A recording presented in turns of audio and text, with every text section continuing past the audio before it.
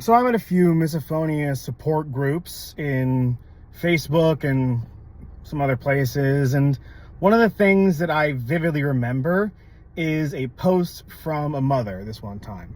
Now, I can't find the post, but what I remember is that this mother was very angry because she followed someone's advice and her child's misophonia was just getting worse after following it. And that advice was to lie to her child whenever a trigger noise happens. She'd been told that every time her child reacts to a trigger noise that she should try and convince her that that trigger noise didn't happen and that it was all in her head. Just basically gaslighting her child. So I'm here to tell all of you today, for the love of God, please don't do that. People with misophonia already feel like we're crazy on a day-to-day basis because it's just a natural fact of misophonia that other people filter out sounds through subconscious hearing stuff and we can't. And so when we actually have triggers, a lot of times for other people, they don't hear them at all, and it makes us feel crazy. And I really don't need to tell you that if you start feeling like you're crazy and you start thinking that you're crazy, your mental health is going to get worse and worse, and as such, your misophonia is going to get worse and worse and worse.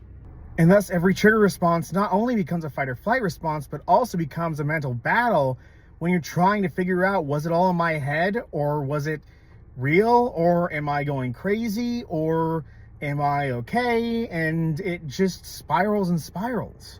One of the worst things that you can have as someone with misophonia is contact with a person who either doesn't believe you or just doesn't hear these sounds and makes you try and think that they didn't exist in the first place. In contrast, one of the best things that you can have as someone with misophonia is someone who does believe you and does understand you and wants you to be okay and understands that sometimes you hear sounds that they don't.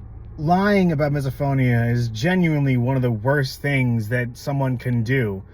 Gaslighting in general is awful, but when it comes to gaslighting about such a terrible reaction, it's just cruel, and it's something that I see far too often, especially with the old tough love crowd.